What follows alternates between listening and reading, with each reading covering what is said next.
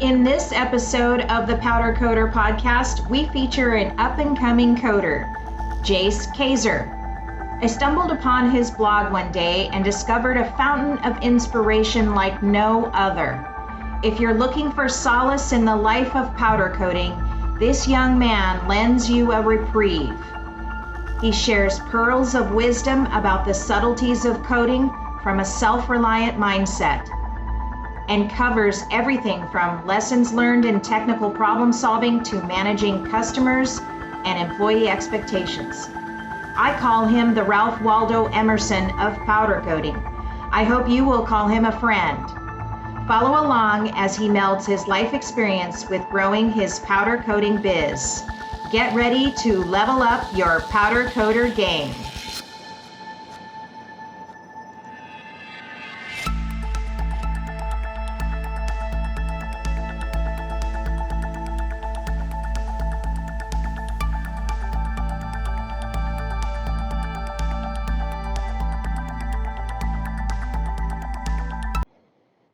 Welcome to episode 10. I'm Kim Scott, your host of the Roscoe Powder Coder podcast, where we interview influencers in the industry and cover trending topics so powder coders can effectively learn and grow their business.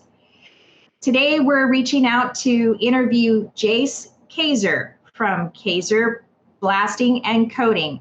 He's out of Nebraska, and I was attracted to his story as a powder coder, or the wife of a powder coder, because he has an approach on his blog that addresses the subtleties of coatings, the struggles with it, learning the business, and addressing his customers' expectations. And I found it very inspirational. I wanted to bring this podcast to you today because I found it's almost like it's a training manual and a journal all in one. So I'm happy to welcome Jase Kaser to the show. Welcome, Jase.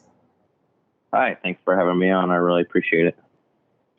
Yeah, now I found you, Tim Pennington, so I'm just going to give a shout out to Tim Pennington of the Finishings and Coatings online magazine. If you don't follow Tim, he usually is giving featured focuses and addresses all kinds of coating content in the coatings and finishing, from powder coatings to liquid coatings and beyond. So if you don't follow Tim, or you don't get his email in your inbox, go ahead and head over to his Finishing and Coatings magazine online. Just Google it and you will find, you can sign up to get his newsletter. But recently, Kaser got featured in his magazine, and I enjoyed reading what was said in the magazine. It was just a feature of, they were just featuring you as a coder. But there was one thing that really brought an attention to me. It was just an introduction to your business and stuff. But I really found something that you said that was really compelling, and that you're grateful for your customers for the positive reviews and stuff. But later on, you said, the more transparent and communicative we are, the more satisfied our customers are likely to be. And that's the one reason why I wanted to bring you on the show, because I do think that there are barriers to market and communicate, and especially when communicating to your customers the subtleties of powder coating, and the struggles that you have as a powder coater to educate customers, or shed light on the process. But before we dive deep into that, I want to know, how long have you been powder coating in the industry, or how did you get started? Talk me through it. Okay, well, my parents started Kaser Painting Incorporated before I was born, back in 1987. And that started as a residential painting company. So it started off with my dad painting houses. And then it kind of grew from there and went into more commercial painting. So like new construction hospitals and schools and office buildings. In 2004, my mom and dad added a blasting facility that was just adjacent to the building that they already had. And so they started blasting and then doing, I call it liquid coating. It's still painting, but all the painting was done inside a booth, like high performance industrial type coatings. And then in 2014 is when we finally started powder coating. And so when I was younger, growing up in high school, I always worked in the summers, usually in the Kaser painting shop, staining and finishing wood.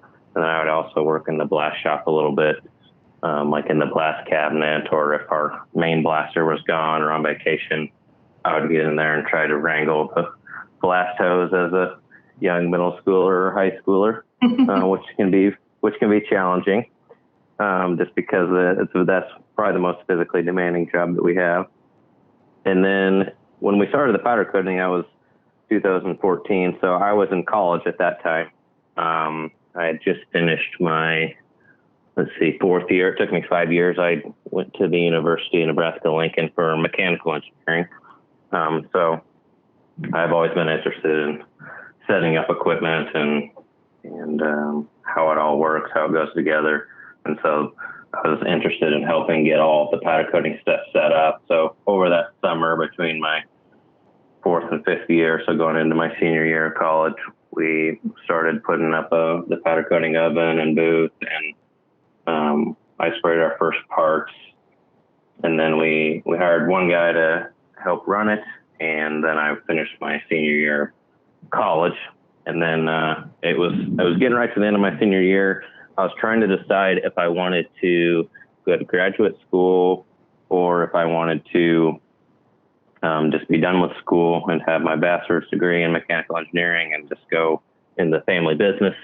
And it was a tough decision. I was going back and forth because I had done a lot of undergraduate research in engineering, and that particular professor really wanted me to go on and be a grad student and get my master's and get my PhD.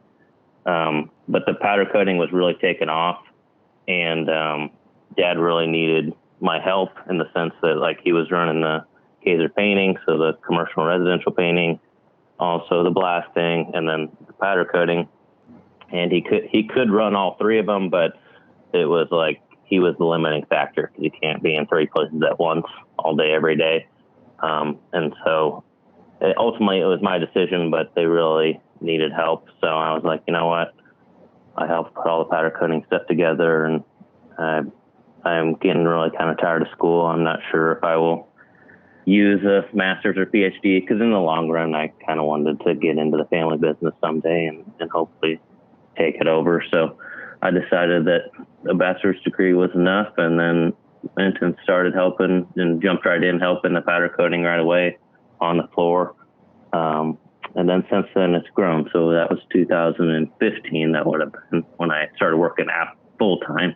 That's been 5 years ago now, a little over 5 years, because the summer of 2015. And we've grown a lot since then. Powder coating has been our fastest growing division ever since that time. And so, yeah, that's where we're at now. Now, instead of being on the floor and doing all the work, I'm mostly in the office, trying to organize all the work and get all of the logistical stuff done so all of our team members can focus on their craft. Everybody's really good at what they do. And so it's my job to get all their obstacles out of the way so they can just do their job. If our sprayers can come in and spray all day, and our washers can come in and pre-treat all day and not have to worry about equipment breaking and running out of supplies and materials, then they can do their job a lot better. So that's what I focus on. I'm mostly scheduling and ordering, being a purchaser and quoting and dealing with customers. I still like to get on the floor when I can, because that's usually the funnest part, is when you can just get in and work and not have any interruptions. Yeah. And get sweaty and stuff. That's fun. Yeah. Get lost in the work and just I always was like that with painting. It just, let myself work without having any, distractions and stuff like that. Yeah. But that, the logistics is hard, it's not that easy. It definitely is. you have to kind of know it all in order to understand how to logistically set something up. And it sounds like you guys do it all then, like liquid and powder. You're all both sides. Correct. Yeah. So we have our blast and liquid booths are indoor. They're 18 foot wide, 15 foot tall by 50 foot long. So we can do like concrete trucks and dump trucks. We do a lot of the 40-foot shipping containers for construction companies. They like to use those as job trailers.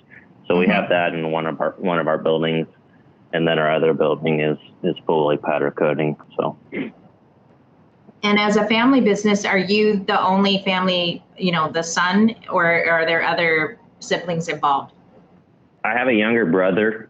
He's not involved in the family business.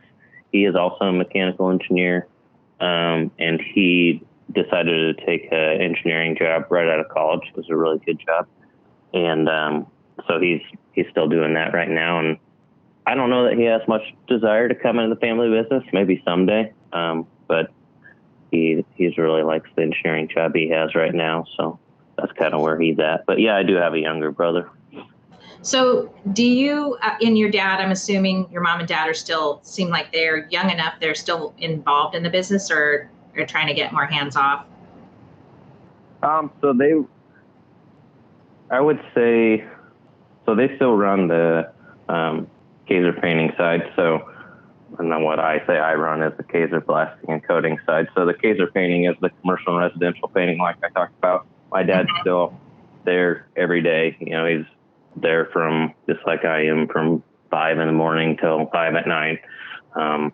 And so he's doing the day-to-day office running of the painting side. And my mom does all of the accounting and bookkeeping for all of our divisions. So they're still there every day. They are getting to the point where they want to slow down a little bit. But as far as like the day-to-day work and decisions in the blasting and powder coating, I pretty much handle all that now. And it's been interesting. I haven't thought about it much, but when I reflect on it, as I'm surprised how quickly my mom and dad just kind of let me run with it. Like, as I started going, my dad is he's also very hands-on. He likes to be involved. He's very particular, but he's let me make my own mistakes.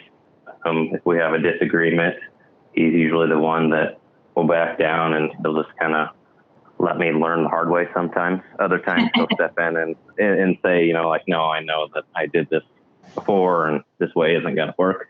But they do a really good job of just letting me go ahead and run with it. And obviously when there's really big decisions to make, I involve them, and we all three talk about it and come up with a good decision. But I've never felt like that I don't really feel like their son when I'm at work, I guess. So when I'm at work, I call them Jay and Sherry. I don't call them mom and dad.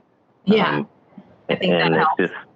I've just never, it doesn't feel like it's mom and dad watching over me at work. It just feels like we have good working relationship, and we work alongside each other really well and complement each other, because I look at stuff a lot differently than they do, because I'm younger, went to engineering school, and I'm involved with I'm interested in technology and trying to do everything faster and on the cloud and more remote, and using technology to help us go faster.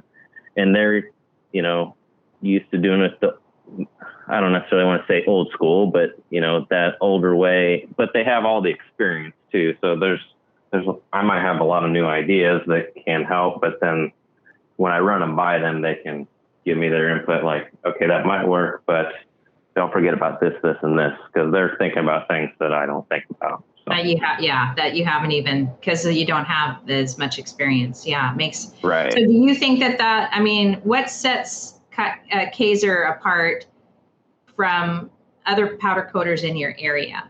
I would say our quality.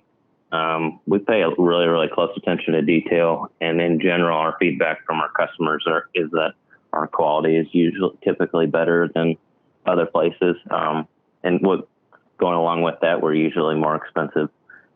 We hear that as a lot of feedback too, but I would say definitely our quality. We're very particular about everything that we do, and from start to finish. So there's a lot of intricacies in blasting and coatings that the general customer doesn't necessarily realize at the surface. I think when it comes to any kind of coating, everybody kind of thinks like it's just painting. I can do it myself.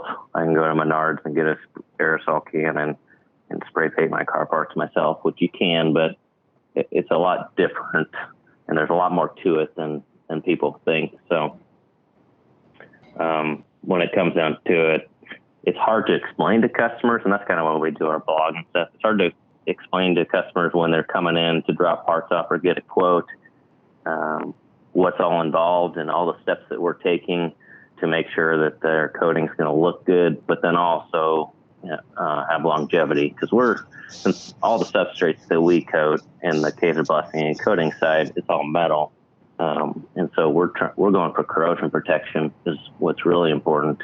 Right. And obviously everybody, when it comes to powder coating, we do a lot of general public stuff, so lawn furniture and car parts and all kinds of stuff like that. So they're more looking for the aesthetics, but if it's going outside, it's really important to have, make sure the substrate's prepped properly with the right blast and pre-treated properly with the right chemicals before you get either paint or powder coating over the top to make sure that they have a good long-lasting finish. So I think all of that attention to detail sets us aside from everybody else, but that's hard to convey to customers, really hard. Yeah, I think that's what I found so compelling about your blog. And just for the listeners, you can actually find the blog at Kaser, Kaser blasting.com/blog. And I feel like I guess when I started to read it, it's an ode to powder coating. I kind of thought, wow, this could be a training manual for the subtleties of powder coating for both consumers or your customers and your employees. It's a journal. It's a journey. It's I don't know, your writing style intrigued me, I guess. I don't know if you're doing all of the writing, but I think all of the recent ones that I've read, how do you get inspired to write? Is it something happens with a customer or an event happens at work and then that's the impetus? It's a combination of things that if somebody takes the time to go through and read all of our blogs, they might be able to tell that some of them are a little more passionate and ranty than others. So sometimes it's a frustration that triggers me to record it. Other times it's just I want to help educate about a certain thing. We really try to be active on social media on all forms, and blogging is just one of them that we do on our website. And I work with, we have a couple team members that help me with that. I can't take all the credit for writing the blogs. The content is definitely coming from me. And typically the process that we use to do the blogs is I'll record myself talking, just kind of like we're doing right now. And then I give that to Chloe. I'll give her a shout out, and she's the one who watches my videos, and then she writes it out. So she's using all of my words and context, but she is a very, very good writer and has a good way with words to get some of my long-winded rants down onto the page and actually make sense. So she does a very good job of that. I can't take credit for the physical writing, but the topics just kind of come up. So there's a lot of things that happen on a daily basis, and usually it's just something that happened that particular day. I try to just, when I'm thinking about wanting to do any type of social media content, I just try to think about, what happened today instead of trying to make up something special. That's usually hard to do. It's easier to just kind of go off of what's on my mind, what I'm dealing with. If a ton of customers call in and ask the same question in a day, or I feel like I'm answering the same thing over and over again, or explaining the same thing over and over again, then I just feel like we need to make a blog about it. Yeah, that was, I mean, that's pretty much how I got started. Someone suggested to me one day when we first launched our website, oh, well, you need a blog, and I'm like, oh God, what's that? Like, really? And, it was just quite simply put, what is the most asked question when somebody answers the phone? What is the question they ask the most? And that's how it all started. And lo and behold, like a year later, after that blog post was posted, we kind of reached #1 in Google. And then it kind of just took off from there. And that's when I realized we were actually writing to a consumer-based market rather than to other powder coaters or, to any other audience, But I think what I like about what you're doing is, for those that have thought, oh, I need a blog too, or I need a video log or a YouTube channel or this and that. I think what I like best about your approach is it seems simple. You're just recording yourself. You're dealing with the day-to-day. Yes, you have help along the way. You've got people recrafting or redrafting the message, but it doesn't have to be. It can be crude. It can be like crude in the sense that it's non-processed and still be a great blog or a great vlog in addressing to your customer or to your Instagram audience or Facebook, whatever. It doesn't have to be complicated. And I guess that the way that the writing or the blog that I just don't feel that it's pressed or not the word, that's not the word I want to reach, but like, it's not a forced thing. You know what I mean? It's something that happens organically, and it can be just that for everybody, because as you know, with every job, you're creating content, whether it's a tough job or an easy job or a shiny, pretty color job or a difficult customer job or any of the different, that's the beauty of powder coating, is that you're constantly creating content to write about, because with every new project is content. Yeah. And like the reality of the situation is, and I'm sure you can attest to this, is like we're running a small business. So I have a lot of responsibilities that I have to attend to keep the business running. So I don't really have time to sit there and think up these very intricate plans about what we're going to do on social media and what I need to write a blog about. So it just kind of happens on the fly because I just simply don't have that much time to dedicate to a long drawn out strategy for it. It's just whatever's popped into my mind. That's all I have time to go with. So I just go with it. Right. And so we talked earlier about using software technology and apps. Can you break down for us, like, are you using specific apps to help you, or are you just going straight to the platforms themselves to kind of maybe dive a little deeper in there? Is there a specific app you're using or things you like? Not particularly. I mean, it's just, we use a lot of spreadsheets, so like Excel and Google Sheets. We just like to keep track of what we're doing, and then scheduling. You could also do that in any type of spreadsheet program. We like Google Sheets because that's, on the internet and on the cloud. So you can access it from multiple places. You can access it from a phone or a tablet or, the computer in the powder shop or the computer in my office instead of having to be at one particular place. Yeah, I agree. We use Google a lot too. But when you're recording, are you recording just on your phone, or how does that work out? Oh, for content, yeah, I just record I'm just using my phone. I've tried, they have those kind of like selfie stick things that'll I think it's called a gimbal. It'll self-balance the phone. And I've used that a little bit, but it boils down to time. So the people that help me with the social media, they like that and they want me to use it because it balances the phone better and gives you a better video. But I'm like, man, it takes me 30 minutes to get that thing set up and working right. And I don't have that. So I'm just going to go with my phone.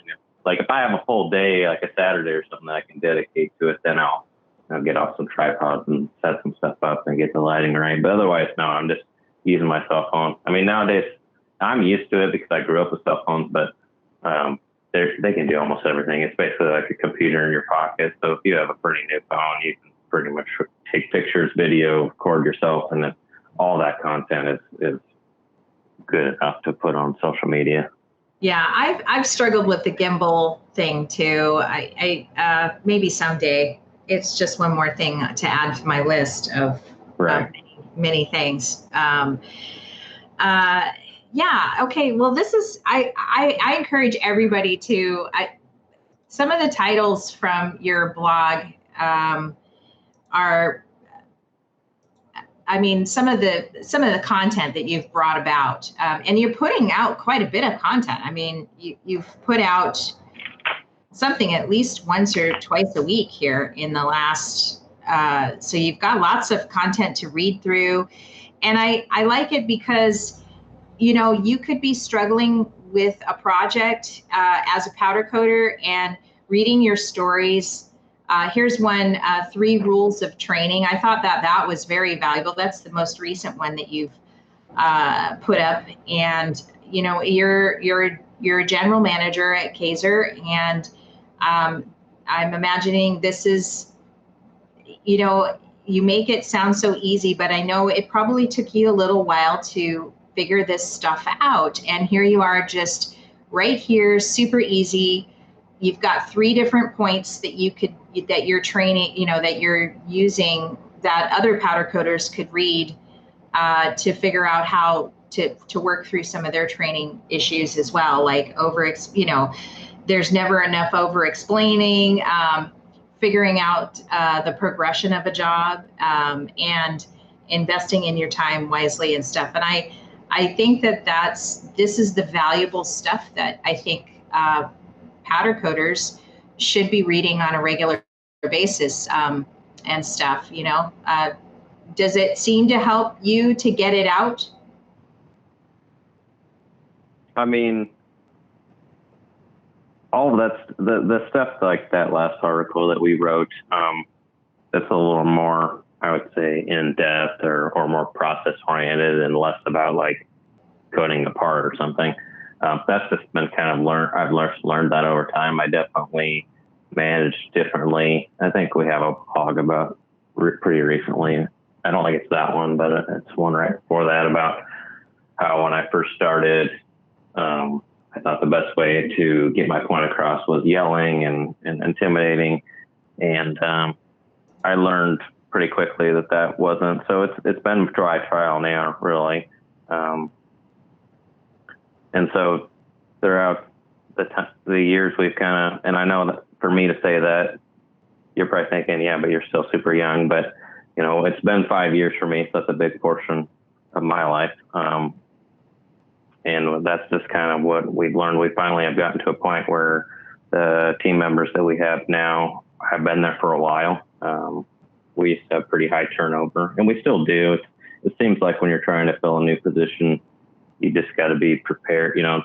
The closer that you can keep yourself to reality, and not get too high, not get too low when things are going bad, then it goes a little bit better. So when it comes to training and hiring, we try to just be realistic, and just instead of, when you're really busy and you're hiring people, you can get frustrated really easy, or really hope that someone's going to do really good because you got a big project coming up and you need a couple more really good people that know exactly what they're doing and have experience. But a lot of the time, even if they do have experience, they're not going to do it exactly the way your particular team does it. Everybody kind of has their own ins and outs. So that's where we kind of came up with the over explaining, because when you have someone that you feel like has experience and you just assume that they know most of that, and I didn't really come across in the article because it's hard to put, but I can put it better now that we're doing an interview in words, is that a lot of my mechanical background comes from, I used to race when I was younger. So when I was 9 years old, I started dirt track racing, and I raced all the way until I was 25. It's just recently that we stopped doing that. So I'm really mechanically inclined and used to what every tool's called and what the size of bolts are and just looking at something and telling if that's going to hold or if that's going to break or if that's going to work or not, just because I've been around mechanical stuff my whole life, ever since I was little. And so we have some team members that come in that maybe have powder coating experience or maybe don't. But I take for granted that they don't necessarily have that background. They haven't used all the tools I have. They haven't been around all the mechanical stuff I have. So in the beginning, I used to not really explain that stuff and just assumed like they knew exactly what I was talking about. Or, if you go to hang a really heavy thing, a really heavy part, and you're hanging it with a forklift because it's too heavy for 2 or 3 people to lift it, so you have to get the forklift under it. It's just natural for me to go, okay, we're going to need some like really thick hooks, probably big chain to hang this, because if nobody can lift it, little tiny hooks aren't going to hold it. It's going to fall. And if someone doesn't have experience with mechanical type stuff and being around things like that, they simply don't know. And it's not because it's no fault to them. They just don't have experience with it. And so those are the little things that sometimes seem obvious to some people just because of their experience. But you still got to train on it. And we found that it's easier to over explain and keep saying the same thing and keep explaining stuff and let the person roll their eyes at you and be like, okay, yeah, I know, you told me, I know that. Of course I know that. It's better to do that than assume they know something and then something goes wrong, or more importantly, like someone gets hurt because of a safety thing because someone didn't know. Yeah, I think, it's easy.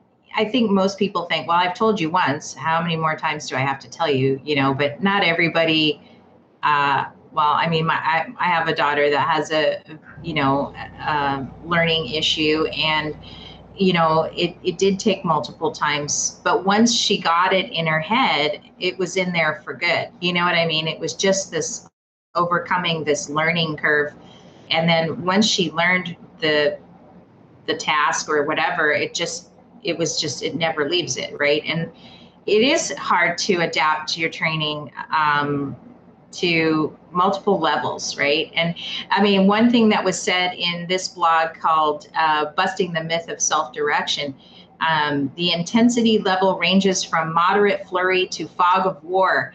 I love that because that's exactly what happens in a very busy powder coating shop. It can, it's this hurry up and wait. And then once it's in the oven, then you're sitting there waiting for the timer to ding, you know what I mean, kind of thing. So absolutely. How do you keep your people busy during that slow time? What are some strategies there? Because I'm sure a lot of powder coaters do have this kind of busy and then hurry up and wait. And what do they do with their customer? Not their customers, but their employees. What do you do?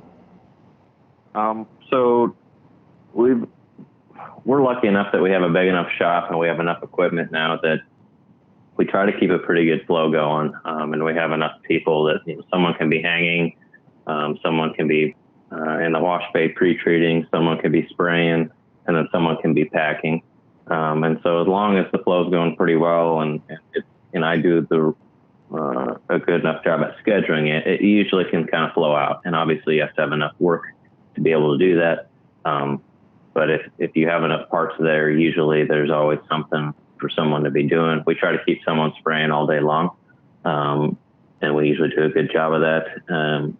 And so usually there's always parts in the oven. There's always parts cooling down. And there's parts that are cold enough that can actually be being packaged. And so as those are being packaged and carts are being opened up, then we just hang the next job and it just keeps going in an assembly line. It doesn't always work that smooth. The hardest, probably most stressful job across all 3 of our divisions is running the shop floor in the powder coating shop, just because you have to be thinking 2 or 3 steps ahead of everybody, because you're right. All of a sudden somebody like, okay, I'm done with that. What do you want me to do now? And it does happen, or we call it the flow. So how things are flowing through the shop, it gets backed up or messed up or turned around, and now you're there is stuff in the oven, and there's no carts to pack, and so now you're sitting there waiting. So we just try to keep everybody busy as best we can. And if you have, if you're super busy and you have plenty of work, usually it's not an issue. You can, start prepping the next thing or something like that. But sometimes it does get challenging. I spent a lot of time scheduling. Normally I'll schedule based on due date when the customers need it. And then I look back in kind of group by color, which most powder coaters do. And then I'll look through to try to see, like, okay, how's this actually going to flow through our shop? Like, are we going to have we can't spray 3 things in a row that take 3 hours each to spray, because obviously if we're going to have a guy in there spraying on one thing for 3 hours, eventually everything's going to come to a standstill.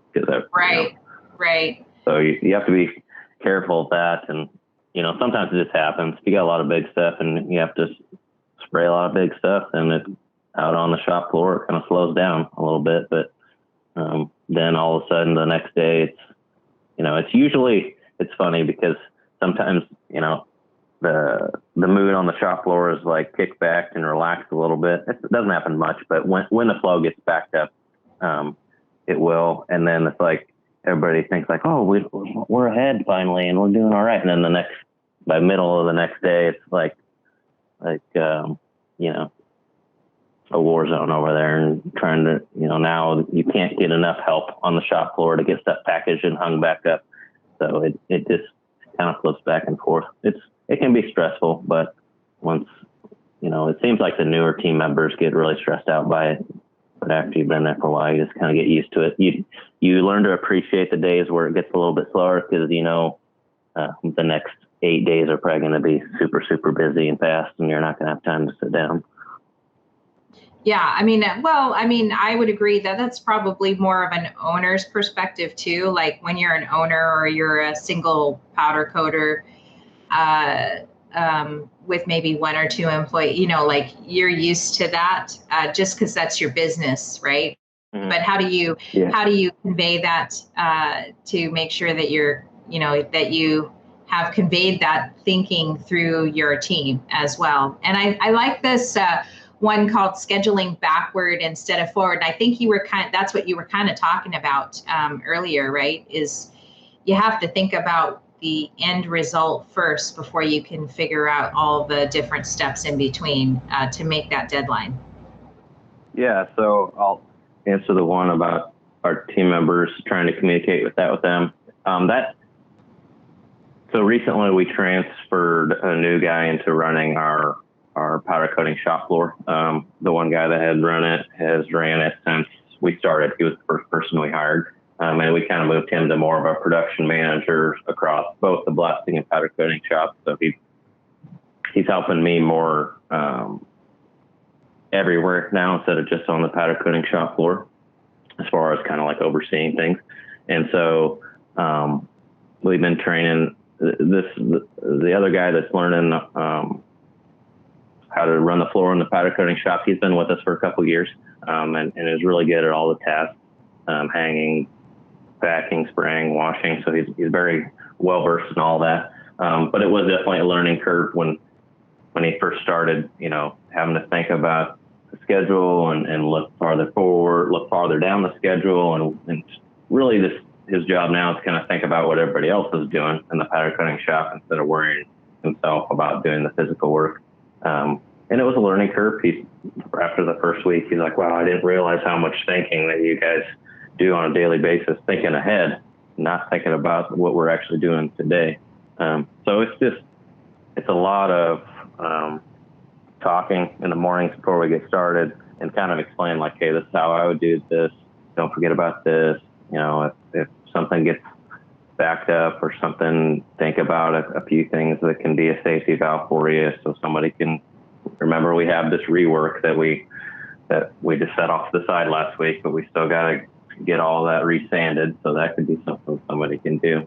So to communicate it to the team, it's difficult, and they kind of have to learn by trial and error a little bit. Like, so they're not, until they start making the mistakes themselves and realize like, oh, that's why we don't like to don't want to do it in that order. you can tell them that as much as you want, but until they experience it themselves, then they really get it. And then the scheduling and backwards instead of forwards, that kind of comes from my frustration of that. And I think you probably can attest to this, and anybody in the coating or finishing industry can, is that we're the last people in the manufacturing chain, typically. And we're the ones that are responsible for making the parts look nice and last a long time looking nice. Yet we get the littlest amount of time to do it, typically, because we're right at the very end. So we're the last thing before the due date, before the customer gets it. And so all of the mess ups and extra days have already been used up by the time it gets to us, typically, or any coder, it's already past due. So you can't get it done fast enough. And that frustrates me, because it's like, it has to be perfect when it leaves our shop, because that's what everybody sees right away. The customer's if there's a nick in the finish, they're frustrated with whatever it is, even if that doesn't necessarily mean that the part's not functional anymore. They're just frustrated that there's a scuff, or, you missed this weld, or you missed this corner.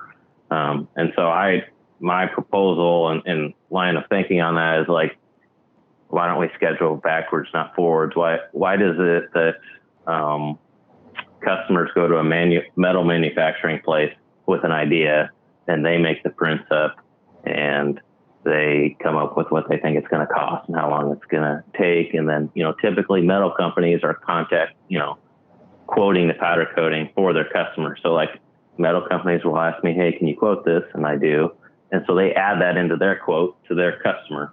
And my thought is like, and it's totally different. It would be odd at first to do it, but why doesn't the end customer come to the powder coater first and say, hey, this is what I want it to look like in the end, and this is what I want, and this is my due date. So then as a coder, you're like, okay, this is how much time we need for coating, and we start working backwards. And then I contact the metal fabrication company that we already do business with. It's just normally they contact me to help, but now I'm contacting them and saying, hey, here's a print that my customer wants this made.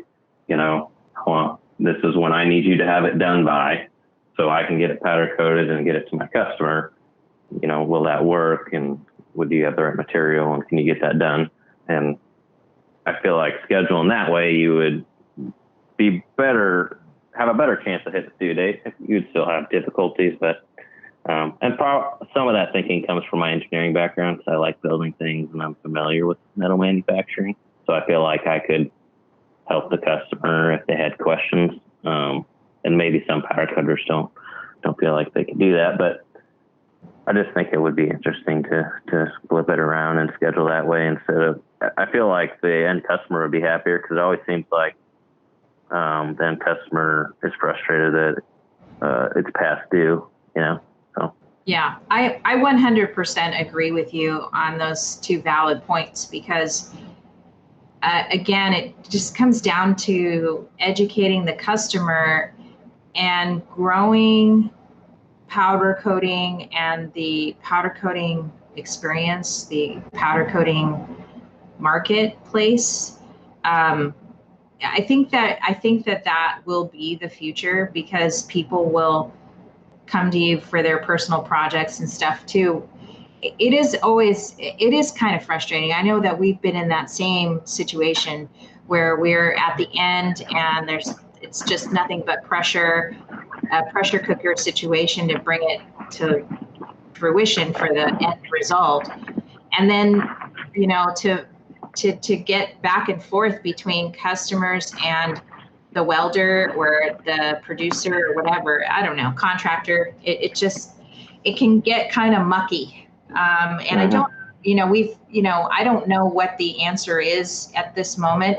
I guess the only future I see is just training up the customer or the consumer market, that you can go to your powder coater first. I just wrote a blog post on how to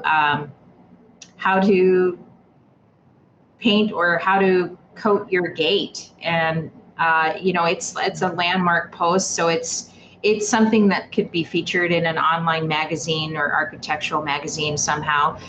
where it just breaks it down for if you were a homeowner, what substrate do you pick? What coatings do you pick? What, tell you about this. What is sandblasting? Why do you need it? I just kind of walk people through choosing a color, choosing a contractor, that sort of thing. And it really, you have to kind of break it out, but how do you share it with everybody? That's the key, right? Like, how do you get that out? How does the consumer find your website? That would solve a lot of problems, Yeah. Yeah, it would. And that's why we try to post as much content as we can. Like you said, we post blogs pretty regularly, but that was probably where we post the least is on our website on the blog. So we post on Facebook, LinkedIn, Twitter, and Instagram pretty much every single day. Twitter and Instagram, I think it's a little less, but Facebook and LinkedIn, we're posting every day on, and trying as much as possible to keep the content fresh. And I always want to post more. And the people that work with me on all of our content always are like, yeah, but then that means you have to make more content, Jase. I'm like, yeah, I know. And I know I don't have time, but I still want to post more. So just keep bugging me until I get you enough content so we can post more. Right. Because the more that we post, the more that it helps educate people. And then it just, hopefully, in the end, it makes our job easier. And like that article that Tim wrote on us, Tim found us because we post on LinkedIn. So I think we shared like a blog from our website on LinkedIn, but he read that and then reached out to us and said, hey, can I use that blog on my website? And we're like, yeah, you can just put a link to our website in there if you could. And then a few weeks later, then he asked to just write an article on us. So if we wouldn't have been making any kind of content and we wouldn't have been posting on LinkedIn, Tim would have never found us. So it definitely works. I mean, it takes a lot of effort and you have to put a lot of effort into it. I mean, we've been posting on social media for like 3 years now, and that was the first time that someone wanted to write a magazine article on us. So. Yeah, well, the coatings world is huge. I mean, everybody knows that. And it can be noisy too, right? So it's hard to tease out and find these, people like you that are doing something a little trend setting or a little different or a little, I kind of get this, like, as I, navigate the coatings world, I find that, like, from an industrial perspective, many of the people that work in coatings, whether they're middle managers or pencil pushers or phone answerers or coaters, coating liquid or powder, it's kind of not much happens. It's a very slow moving animal, right? I think actually powder coatings move a little faster than just liquid coatings, because I think liquid coatings is just gigantic. I mean, we kind of just realized that a couple weeks ago when we interviewed Kevin Corson from PCI and how big they found the liquid market to be and the decorator market to be. It's just gigantic. Just because it's big doesn't mean it moves very fast, right? So it tends to be kind of on the boring side. Powder coatings in general, if you're just doing a single coat color application, that's just single coat color application. I think where the movement is happening is a lot of the creative side, whether it's blog posts or new finishes or new application styles or, artistic level kind of stuff. That's where there's a lot of movement. But it's hard when you're in such a big industry when you're doing something exciting or new or refreshing, it's hard to get people's attention to it just because it's such a big place. Right. Yeah. And there's kind of two sides of it. And so the like Chloe, I said, she helps.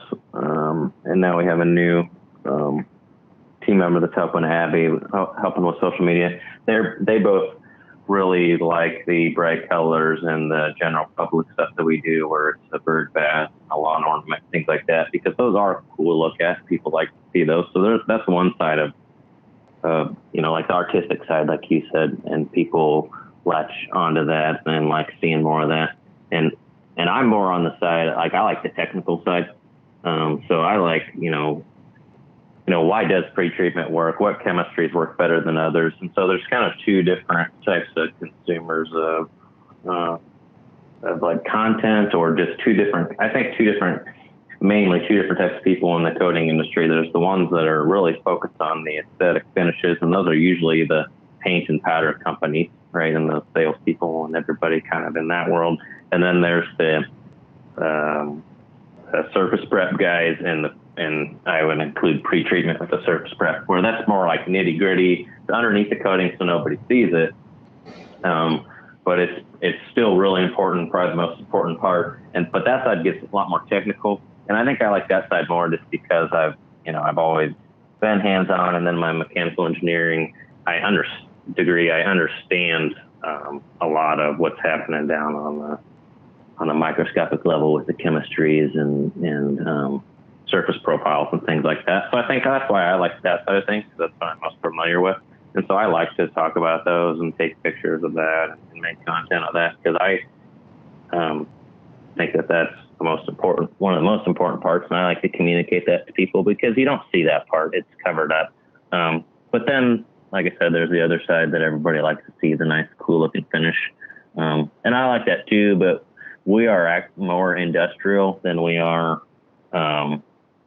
the general public side. And so most of what we do is industrial stuff. So like if all we did was take pictures of what we were coating, for one, it's kind of a lot of the same thing over and over again, or every month we do a run of the same thing. And it's kind of bland stuff, it's gray and black and stuff like that. And every once in a while we have cool pieces that come through. So that's why our content, I feel like, is a pretty good mix of both. Sometimes it leans one way or the other, and it kind of depends on what platform we're on of what we post. Like Instagram, that's really picture-y, so you don't usually do many blogs and stuff there, but you do bright colors and stuff. So.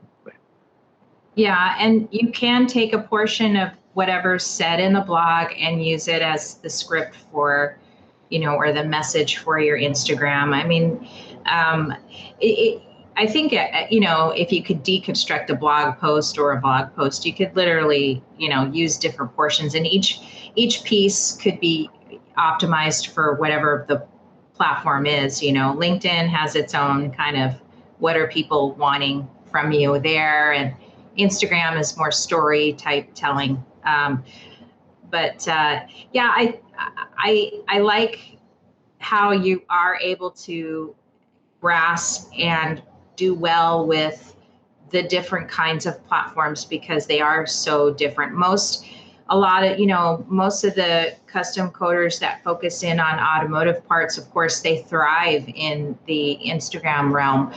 But when you are doing other types of jobs, how do you balance that, And you guys do seem to do it pretty well, and you highlight those personal projects that, you can maximize shock and awe on Instagram when you can, and then, and then utilize the LinkedIn for more technical stuff too. I mean, it's not an easy job to do, but you seem to do it very well. And but do you, now just to wrap things up, I mean, is there anything you'd like to see change in the industry, or do you see any trends changing in the industry or coming this way?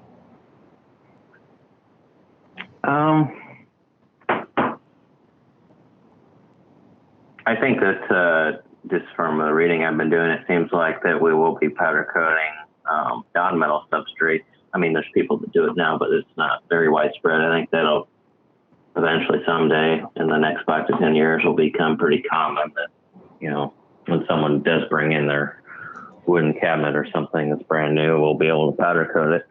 So I think that that's like a technological advance that's coming. That'll be interesting. I'm excited for that. I think it's a little ways off for for a job shop like us to do that, because it'll probably start in a really big factory scale first. But and then the other thing is just I wish there were more technical reps available, just in all of the stuff we do, blasting, painting, and powder coating. There's always a lot of sales reps, and you have your favorite ones that you like to talk to, and you have the ones that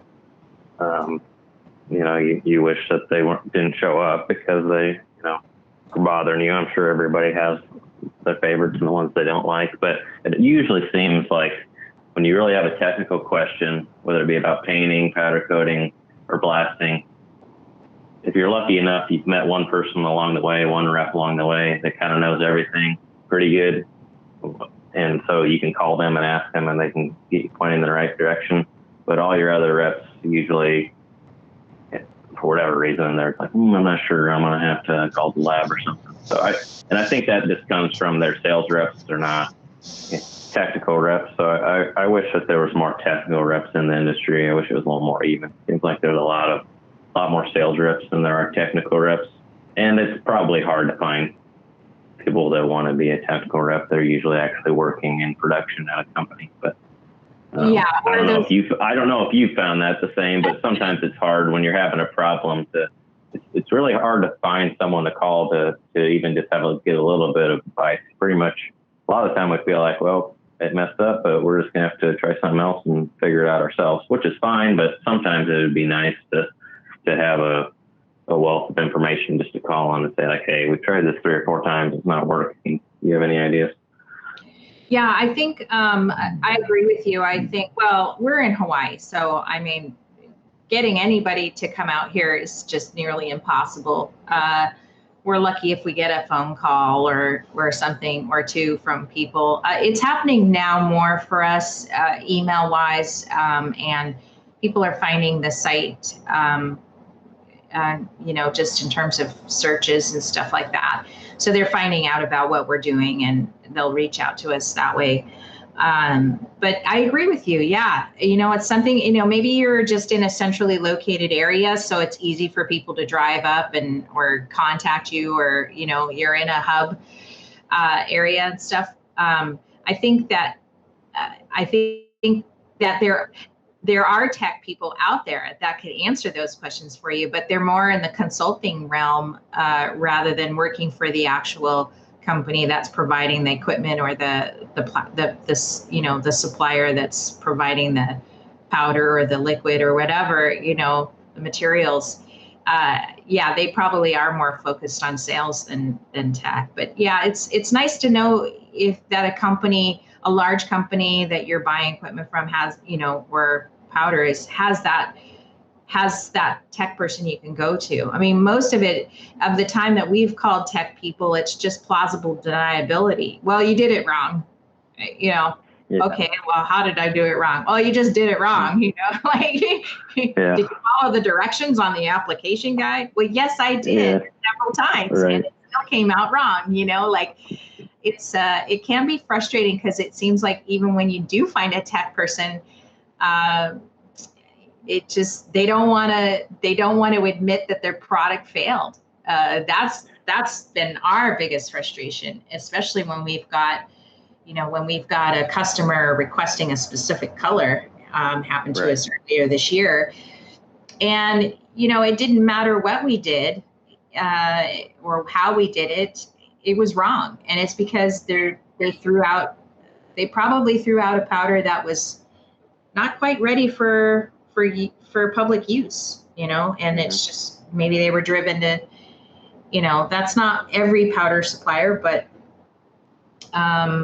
it just, when it rarely does happen, you get frustrated because you feel like, well, I'm buying all this from you and yet you're not supporting me or trying to help me in any way. So, so with you guys being in Hawaii, is there powder coating manufacturers there, or when you go to order your powder, like, is it a pretty long lead time when you want to get a box of powder ordered in?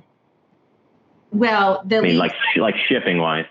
Yeah, everything about our business is based off shipping, in terms of what powders we supply, who we choose, and why we choose it.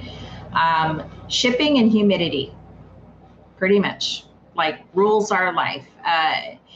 And if it's equipment, it's like in the contiguous 48, it seems like if we run out of powder quick, or faster, or we forgot to order something, usually, like, since we're in the middle of the United States, we're like a 2-day ship point from pretty much everywhere, or just regular ground, or we could just overnight it in.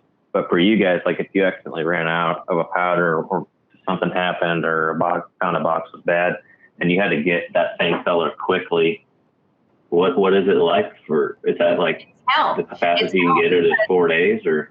Yeah, right. It's hell, because you almost have to anticipate that will happen when you're in a job, especially something like a huge gate or railing or architectural level. It's like, it's almost a paranoia that happens with us, because if we run out, I mean, earlier you were saying, because we're finishers, it's all on us to perform at the very end, despite all the failings and delays of a huge job. You still have to bring that in on a deadline. They're not going to give you any extra days because, right. Because they brought it in 5 days late, you know what I mean, kind of thing. So, yep. So basically, we have to almost anticipate over ordering powder, or be ready to jump on it if we know something's going to fall short, or be redone, or something. Who knows what the problem is. It's almost like you have to be paranoid about it, and just go ahead and, and then there is, okay, so say it's just basic gloss black, even, I have to go to 3 or 4 different suppliers, and then figure out, is it faster to ship USPS from Tennessee, or UPS from Illinois, or California, and it's different for every supplier, and it's different for every shipping method. So based on where it's at and where it's crazy, like some of the stuff I've had to do. I've had to order stuff, it came in faster from Tennessee than it did from California. Like, and you're like, what? So yeah, mastering logistics in Hawaii is a definite skill you have to have for running any kind of business here. The other thing is just the cost of equipment. Whatever, usually when you're in, the regular continuous states, it's always usually free shipping or very low price shipping, and it can arrive within a day or 2 or 5 days at the most. It's cost us just as much in shipping as it does for the equipment itself. Wow. It's absolutely crazy.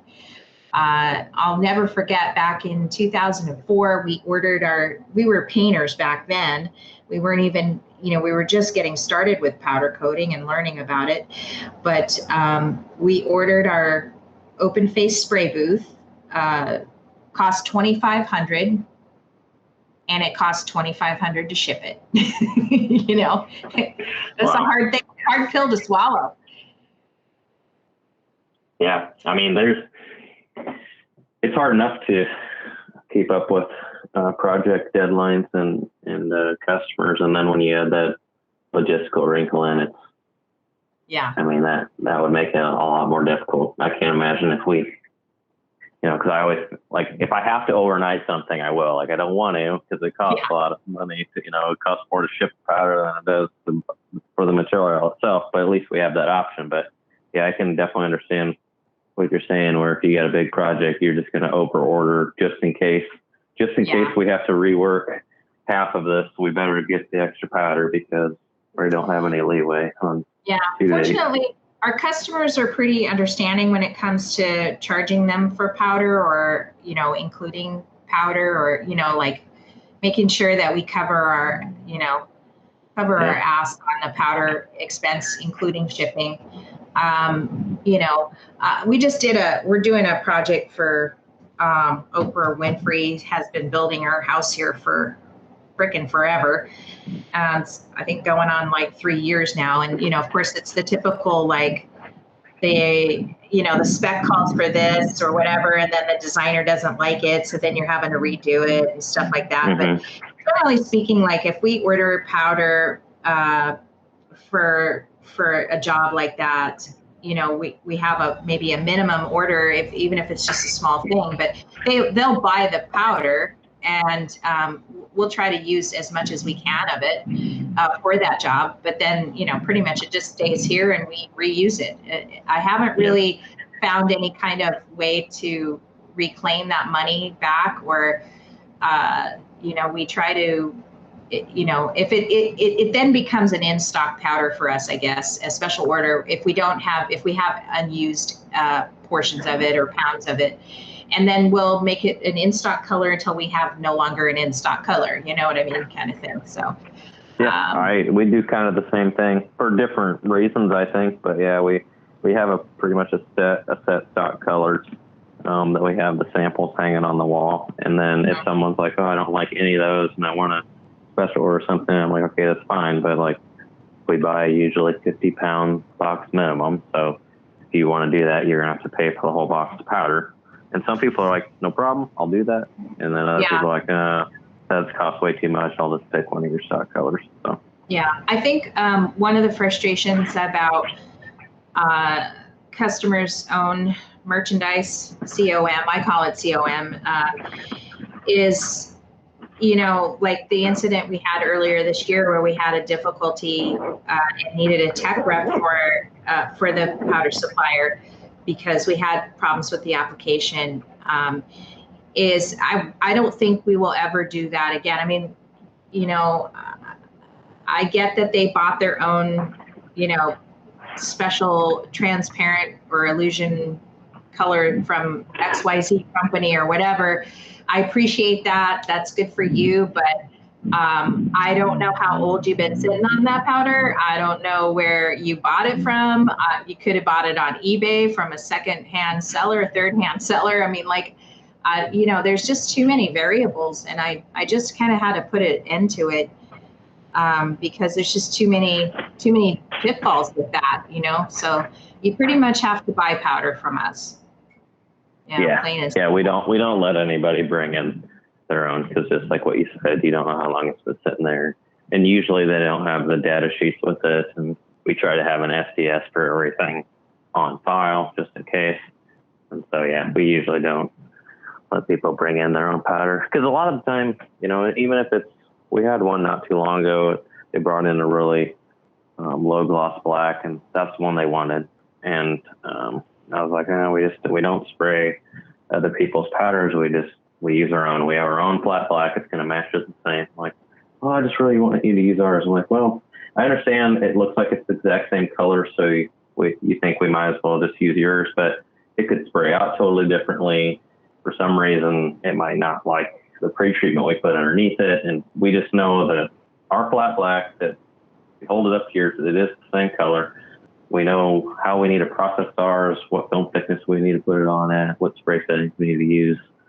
We can just give you a better product if we use what we know, as long as and if it's going to look the same, we'd rather just use ours. So that's how we try to approach it usually. Well, I mean, you get used to it, it's consistency, how to, it's, I mean, you just know what you can stand behind. And I don't know what it is about, like, these celebrities on Maui. I don't know. It just seemed like all the incidences we have, we had this thing, we just did some stuff for Mick Fleetwood from Fleetwood Mac. Yes, he's retired here. He owns a restaurant. It's a very good restaurant. Actually, it's very popular here in Lahaina. And he wanted these light sconces for his garden, I guess. And he ordered them from the mainland, and they were powder coated, very well made. I guess they make their own light sconces and then they powder coat them as well. But he got them done, but for whatever reason, they didn't. That's right. He thought he could just order whatever color he wanted. And when we went to match the stock on this and called the lighting company to say, what color are you using? We found ourselves into a bit of a pickle because the sample that was sent from the lighting company, they use a box feeder, and instead of the hopper. And because this powder had a metallic flake in it, guess what? All the metallic flake floated to the bottom. And so when they sprayed the color, you didn't see the metallic, and he liked that because it was more muted. But then when we got the same exact color from the same exact supplier and we applied it, we use the hopper, which kind of keeps the metallic floating. And it came out looking different than, so then he didn't like that. And we're like, well, what do you want us to do? We just literally ordered the same exact thing that these people are doing, so it was kind of strange. That was a new one for us, a new pitfall in powder coating. Even with metallics are always challenging. Yeah. Well, it's been great talking to you. Thanks for joining us today, Jase. So how can coders get a hold of you? We talked about your blog, but would you like to throw out maybe an email or a website? Our website is Kaser, Kaser, blasting.com.